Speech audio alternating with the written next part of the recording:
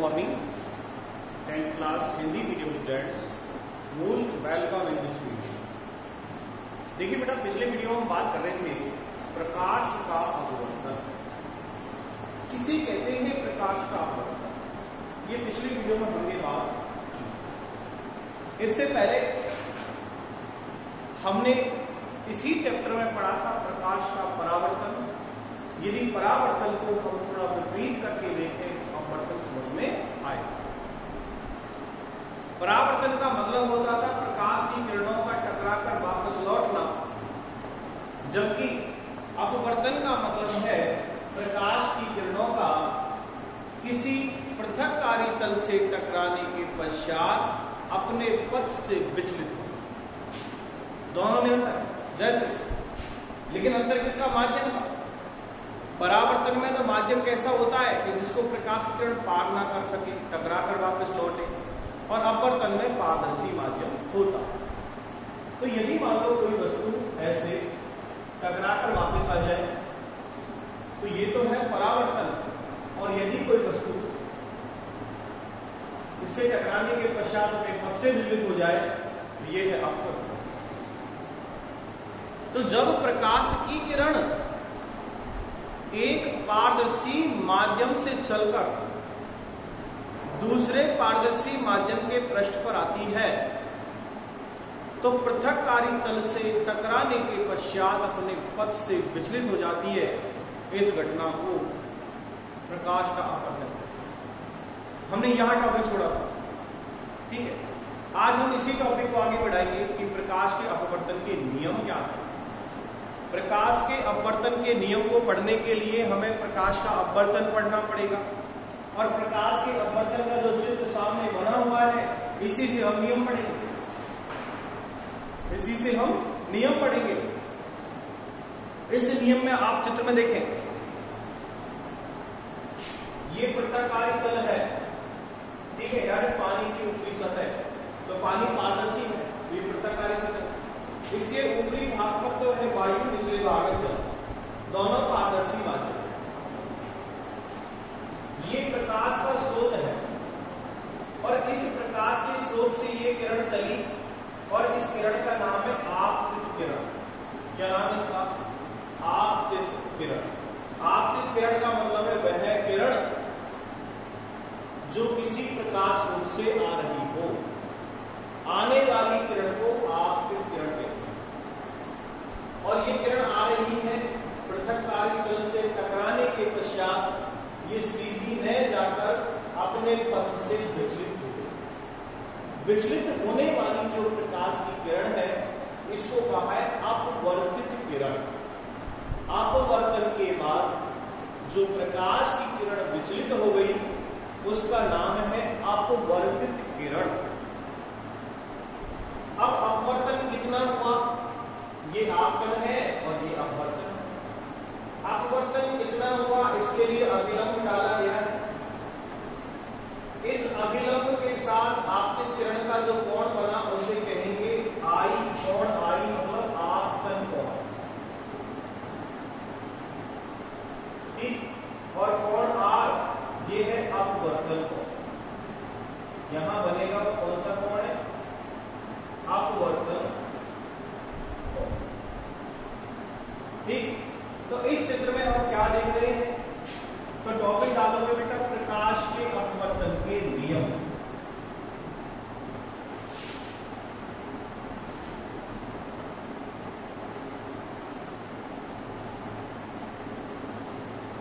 प्रकाश के अपवर्तन के नियम, और इस चित्र को देखकर हम ये स्पष्ट करेंगे कि पहला नियम क्या कहता है। ध्यान से सुनो। आपने प्रकाश के परावर्तन के नियम भी पढ़े हैं। परावर्तन के नियम में आपने पढ़ा बेटा कि आपतित किरण, परावर्तित किरण, अभिलंब तीनों एक तल में होते हैं। पढ़ा ऐसा। और दूसरा आपने नियम पढ़ा होगा आपतन कोण का मान परावर्तन कोण के बराबर होता है, ठीक है। हम थोड़ा उसको और आगे बढ़ाएंगे। और मैं क्या कह रहा हूं? पहला नियम अपवर्तन का प्रथम नियम। पहला नियम कहता है कि ये कौन सी किरण है? आपतित। अपवर्तित, आपतित और अपवर्तित। और तीसरी अभिलंब, क्या तीनों एक तल में नहीं है? ये तीनों एक तल में नहीं है क्या? तो यहां आप ऐसे प्रथम नियम लिखोगे, आपतित किरण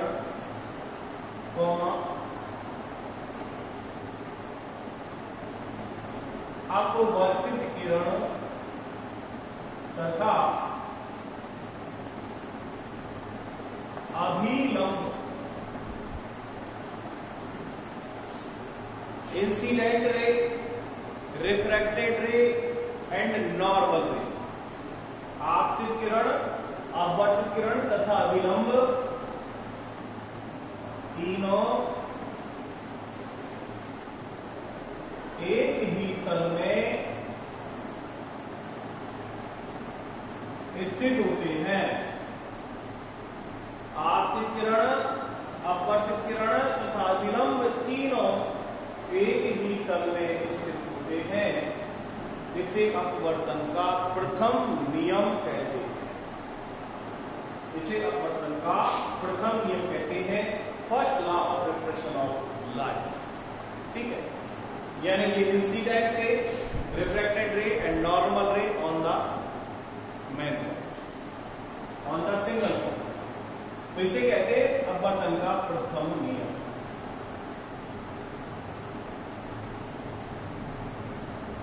दूसरा नियम देखिए, दूसरा नियम क्या कहता है? पहला नियम समझ गए ना, ये आपतित किरण, अपवर्तित किरण और अभिलंब तीनों एक तल में है, तीनों एक बिंदु पर है, इसे कहा गया प्रथम नियम। दूसरा नियम समझिए, चित्र में देखो, ये आपतन कोण है जो विरल माध्यम में है और ये अपवर्तन कोण है जो सरल माध्यम में है। तो आपतन कोण की क्या, अपवर्तन कोण की क्या नियत होती है? दूसरा नियम क्या कहता है? आपतन कोण की क्या व अपवर्तन कोण की क्या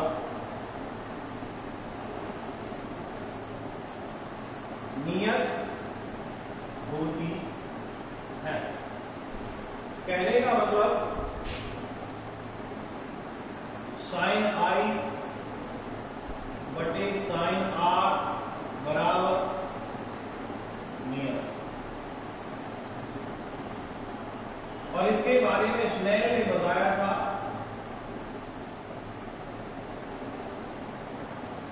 इसलिए इसे स्नेल का नियम भी कहते हैं।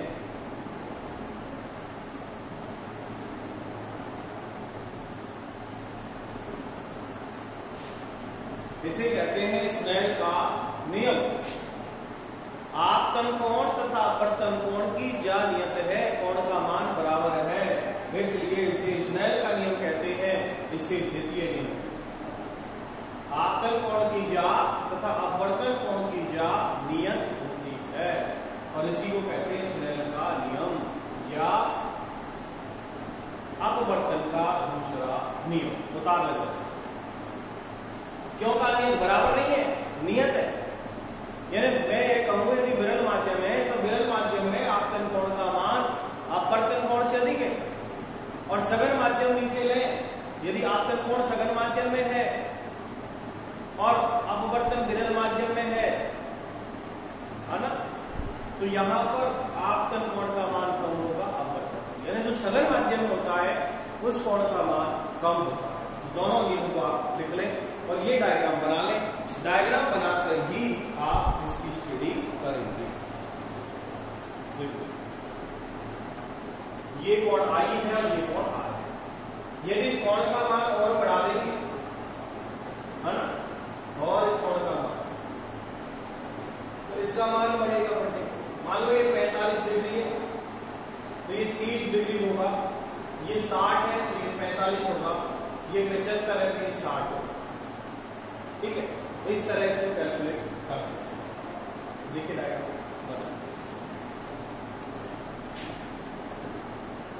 बात करेंगे कि उसकी अपवर्तन की उदाहरण।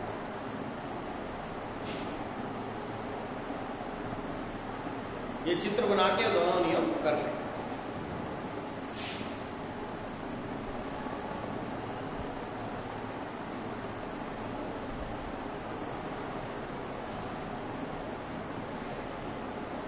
देखिए नेक्स्ट, प्रकाश के अपवर्तन के उदाहरण। पहले उदाहरण लिख लो, फिर एक ही कर लेंगे। उदाहरण नंबर 1,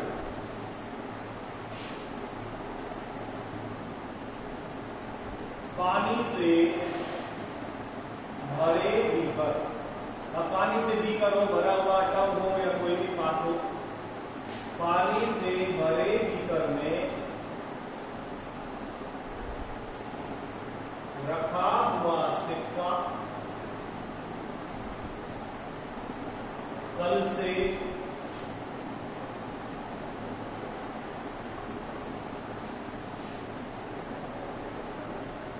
ऊपर, तल से ऊपर उठा हुआ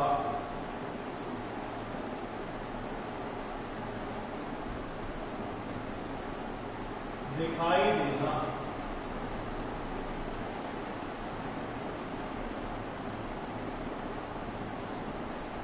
दिखाई देना, मैं तो क्वेश्चन बना रहा हूं।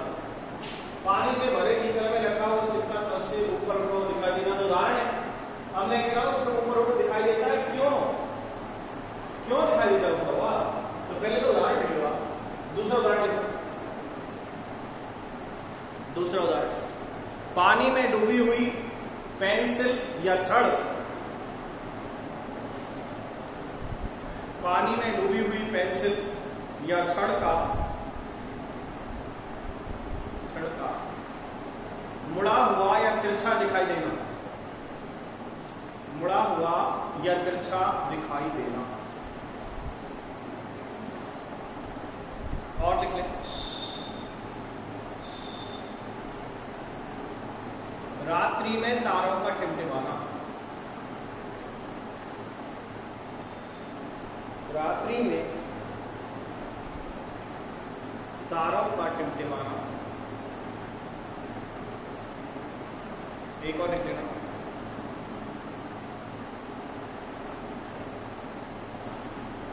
मोमबत्ती की लौ का हिलते हुए दिखाई देना। यदि हम मोमबत्ती को दूर जल रही हो तो हमें दूर से ऐसा लगेगा इसकी लौ हिल रही है, जबकि पास आने पर ऐसा नहीं दिखेगा।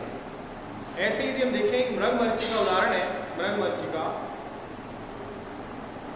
हम जब किसी बस में या कोई व्हीकल में बैठ के हम सफर कर रहे हैं तो हमें दूर से ऐसा लगता है कि सड़क पर पानी भरा हो, जबकि वो पानी नहीं है। लेकिन वो प्रकाश के अपवर्तन की घटना है कि जब हम किसी वस्तु को देख रहे हैं तो वहां से यहाँ तक जो प्रकाश किरण आ रही है आंखों के बीच में, तो बायोमेट्रिक की कई परतें हैं, उन परतों से प्रकाश की किरणों को गुजरना होता है।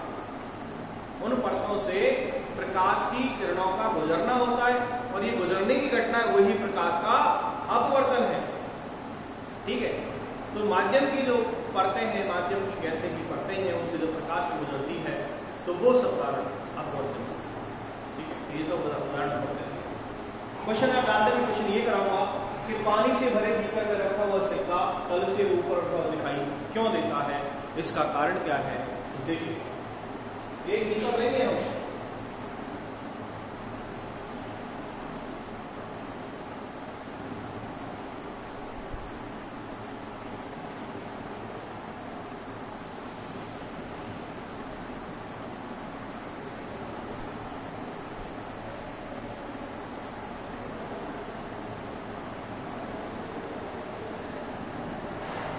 ठीक है।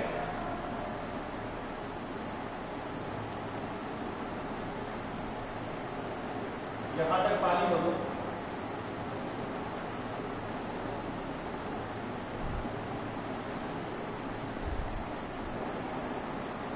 और हमने एक सिक्का दिया।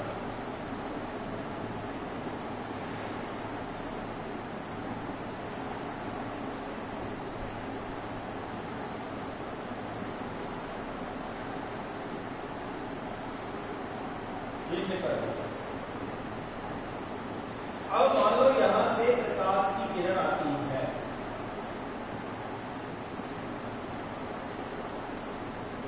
ये प्रकाश में कहां से आ रही है? सिक्के से, और ये प्रकाश की किरण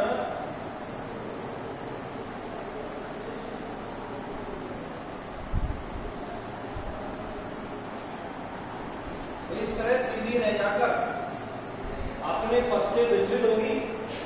इसलिए भी पहला अविलंब डाल लो, ये अविलंब है, क्या ये अविलंब।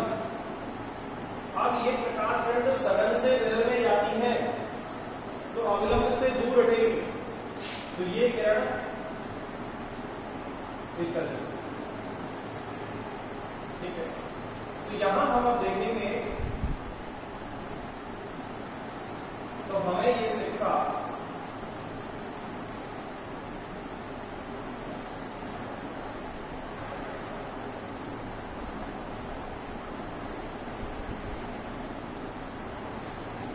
यहां दिखाई देगा।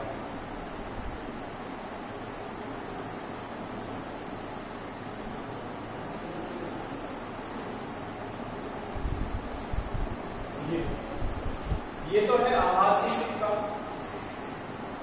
उठा हुआ है कि नहीं?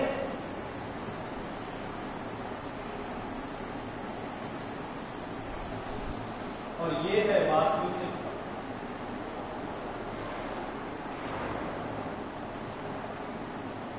ये जल, अब यहां पर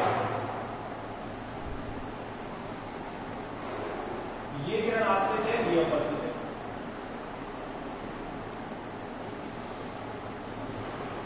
अपवर्तित किरण, और ये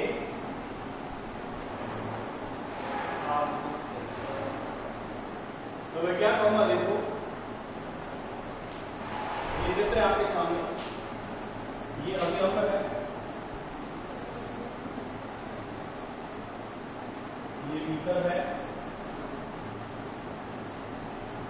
देखो जब पानी में सिक्का रखा हुआ है तो हम सिक्के को नहीं देखेंगे, सिक्के की किरण हमारी आंख में आएगी। तो मैं ये कह रहा हूं, सुनना, प्रकाश के अपवर्तन के कारण, प्रकाश के अपवर्तन के कारण पानी से भरे बीकर में रखा हुआ सिक्का तल से ऊपर उठा हुआ दिखाई देता। किस कारण दिख रहा है? प्रकाश के अपवर्तन के कारण। यहां से हो गया। एक नंबर में आता है, ये लिखना है कि प्रकाश के अपवर्तन के कारण ये जो सिक्का है ये तल से ऊपर उठा दिखाई देता। क्यों देता है? क्योंकि जब प्रकाश की किरण सिक्के से चलकर पानी तल में रखा है, सिक्के से चलकर जब हमारी आंखों तक प्रकाश की किरण आती है, कहां से? सिक्के से। सिक्के से चलकर प्रकाश किरण आंखों तक आती है तो सिक्का पानी में रखा है और पानी से चलकर प्रकाश किरण वायु में प्रवेश करेगी तो माध्यम चेंज होगा। और माध्यम चेंज हो जाने पर प्रकाश की किरण जब एक माध्यम से दूसरे माध्यम में गई तो माध्यम चेंज हो जाने पर प्रकाश की किरण का अपवर्तन हुआ और अपवर्तन होने के कारण सिक्का तल से ऊपर दिखाई देता। ठीक है, तो आप इस चित्र को बनाकर इसमें ये लिखेंगे कि जब प्रकाश की किरण सिक्के से चलकर और हमारी आंखों तक आती है तो प्रकाश की अपवर्तन की घटना होती है। प्रकाश की किरणें माध्यम चेंज होने पर अपवर्तित होती है, इसलिए सिक्का उठा हुआ दिखाई देता। इस चित्र को बना ले और ऐसे लिखें।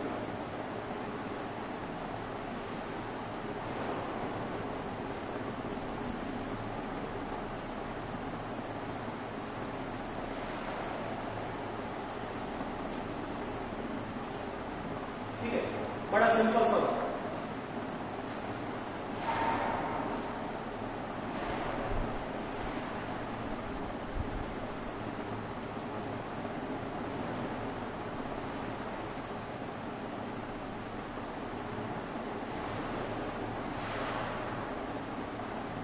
ठीक है, तो क्या लिखा आपने?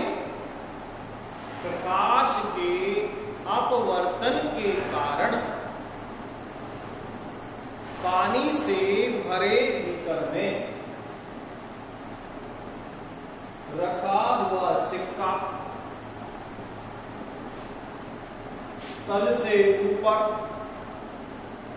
उठा हुआ दिखाई देता है, क्योंकि जब प्रकाश की किरण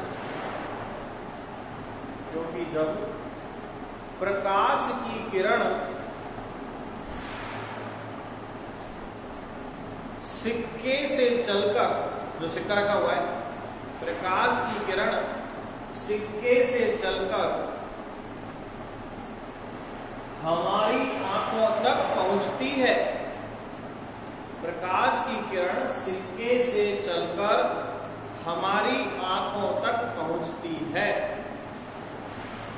तो पानी से प्रकाश की किरण चलकर जब वायु में जाती है तो माध्यम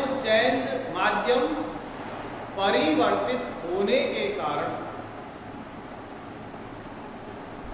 प्रकाश की किरण अपने पथ से विचलित हो जाती है, अर्थात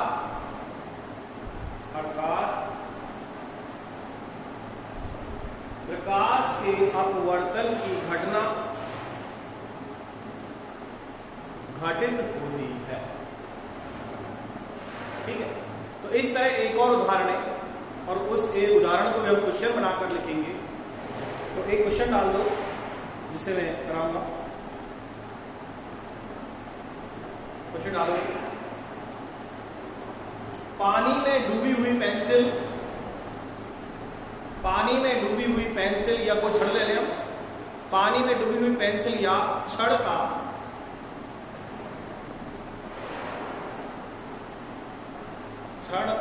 मुड़ा हुआ दिखाई देना, या आप ऐसे लिख सकते हैं इसको कि पानी में डूबी हुई छड़ या पेंसिल मुड़ी हुई क्यों दिखाई देती है, मुड़ी हुई क्यों दिखाई देती है।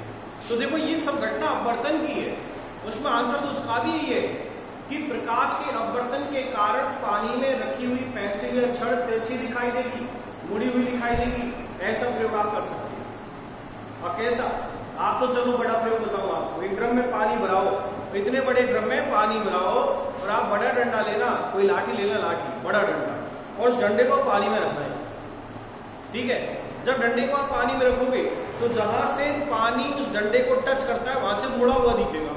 अब मुड़ा हुआ क्यों दिख रहा है? प्रकाश के अपवर्तन के कारण। तो ऐसी घटना है, उसको भी मैं आपको चित्र बनाकर समझाऊंगा। लेकिन आज के वीडियो में आपको मैं इतना ही बताऊंगा कि आज के वीडियो में आपको मैंने प्रकाश के अपवर्तन के बारे में समझाया, अपवर्तन के जो नियम है उनके बारे में बताया, उदाहरण लिखाए और एक उदाहरण आपको चित्र द्वारा समझाया भी। फिर पानी से भरे बीकर में रखा उस सिक्का ऊपर क्यों दिखाई देता है, उसका कारण प्रकाश का अपवर्तन है। बाकी उदाहरण मैं कल के वीडियो में शेयर करूंगा। आज की वीडियो में इतना ही। Thank you very much. आप इसी तरह करते रहे। डाउट के लिए आप स्कूल आएँ और स्कूल आकर अपने डाउटों को क्लियर करें और समझें। ठीक है, फियर वर्क आप करते रहें और आपका जो काम है वो बाकी नहीं रहे, करते रहिए, पढ़ते रहिए। और डाउट के लिए स्कूल आइए। मैं बार बार कह रहा हूँ, डाउट के लिए आप समझ नहीं आए, जो क्वेश्चन समझ नहीं आए आकर पूछें। ठीक है, थैंक यू।